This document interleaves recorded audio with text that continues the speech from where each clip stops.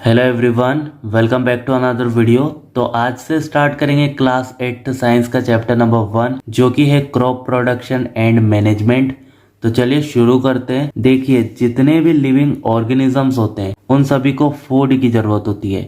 Carbohydrates, proteins, fats, vitamins और minerals, ये सभी क्या है, फूड के कंपोनेंट्स हैं। और इन्हीं फूड के कंपोनेंट्स को हम कहते हैं न्यूट्रिएंट्स। क्या कहते हैं? न्यूट्रिएंट्स। तो carbohydrates, proteins, fats, vitamins and minerals are components of food. This components of food are called nutrients. अब जो भी हम फूड खाते हैं उनमें न्यूट्रिएंट्स होते हैं, अभी हम लोगों ने पढ़ा। तो जो ये न्यूट्रिएंट्स है इनसे मिलेंगी हमें एनर्जी, और यही एनर्जी से हम ठीक से ग्रो कर पाएंगे और हमारी जो बॉडी है वो प्रॉपर फंक्शनिंग कर पाएगी। अब दोस्तों, हम सब जानते हैं ये जो खेती करना है हमने आज से स्टार्ट नहीं करा है, बहुत पहले से हम लोग करते आ रहे हैं। तो हमारे जो एंशियंट पीपल है वो नोमैडिक होते थे, यानी कि ये शेल्टर और फूड के लिए इधर से उधर जाया करते थे। बात करूँ मैं, ये खाते क्या थे? तो फ्रूट्स और वेजिटेबल्स ये लोग खाते थे, और साथ में एनिमल्स को मार के भी ये खाते थे। लेकिन बाद में क्या हुआ, इन्होंने खेती करना सीखा, धीरे धीरे ये खेती करना स्टार्ट कर दिए। और ये जो जानवरों को मारा करते थे उनमें से इन्होंने कुछ जानवर को पालना भी शुरू कर दिया।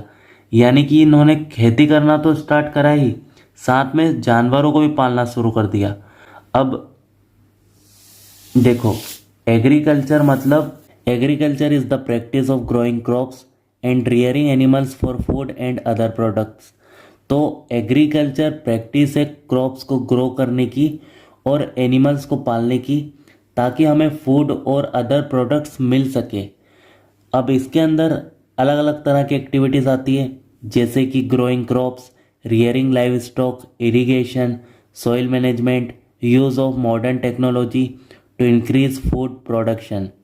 क्रॉप्स क्या होता है? When plants of the same kind are cultivated at one place on a large scale, it is called a crop. तो जब एक ही तरह के प्लांट्स एक बड़े से एरिया में ग्रो किए जाते हैं तो उसे क्रॉप कहते हैं, फसल कहते हैं। यानी कि जब एक ही किस्म के पौधे या सेम काइंड के प्लांट एक लार्ज स्केल में ग्रो किए जाएंगे तो उसे क्रॉप कहेंगे या फसल कहेंगे। अब टाइप्स ऑफ क्रॉप्स पर चलते हैं। The climatic conditions like temperature, humidity and rainfall vary from one region to another. तो जो क्लाइमेटिक कंडीशंस है, टेम्परेचर, ह्यूमिडिटी, रेनफॉल, ये वेरी करती है from one region to another. अब ये जो फैक्टर्स हैं, ये जो सीजन्स है, ये अफेक्ट करते हैं उस टाइप की क्रॉप्स को जो ग्रो की जाती हैं पर्टिकुलर एरिया में during a specific period of the year. वैसे आप लोगों ने सुना होगा सीजनल फ्रूट्स के बारे में, सीजनल वेजिटेबल्स के बारे में, जो कि एक पर्टिकुलर सीजन में ही हमको देखने के लिए मिलते हैं। जैसे कि तरबूज है, वो हमको गर्मियों में ही देखने के लिए मिलता है ज़्यादातर। तो ये जो क्रॉप्स है इनको इस बेसिस पे क्लासिफाई किया जाता है कि कौन सी फसलें किस सीजन में ग्रो की जाती हैं। हमारे पास में दो टाइप की फसलें हैं, दो टाइप की क्रॉप्स है, खारिफ क्रॉप्स और राबी क्रॉप्स। सबसे पहले हम लोग पढ़ने वाले हैं खारिफ क्रॉप्स के बारे में। The crops which are sown in the rainy season are called kharif crops. In India the rainy season is generally from June to September.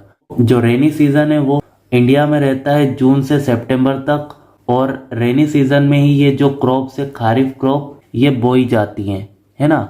Example की बात करें तो पेडी, मेज, राइस, सोयाबीन, ग्राउंडनट, कॉटन, ये सभी एग्जाम्पल है खारिफ क्रॉप्स के। अब यहाँ पर एक इम्पोर्टेंट बात है जो कि हम सबको याद रखना है। India is the second largest producer of rice in the world. तो जो इंडिया है वो सेकेंड लार्जेस्ट प्रोड्यूसर है राइस का पूरे वर्ल्ड में। राबी क्रॉप्स पर अब चलते हैं। The crops grown in the winter season are called rabi crops. In India the winter season is generally from October to March. तो जो राबी क्रॉप्स होती हैं वो ग्रो की जाती हैं विंटर सीजन में, और इंडिया में जो विंटर सीजन है वो जनरली कब से कब तक रहता है? अक्टूबर से मार्च तक। एग्जाम्पल की बात करें राबी क्रॉप्स के तो वीट, बार्ले, ओट, पी, ग्राम और मस्टर्ड, ये सभी एग्जाम्पल हो जाएंगे राबी क्रॉप्स के। Agriculture practices. तो ये जो टॉपिक है दोस्तों, इसको अगले वीडियो में कवर करेंगे। अभी के लिए बाय, मिलते हैं नेक्स्ट वीडियो में।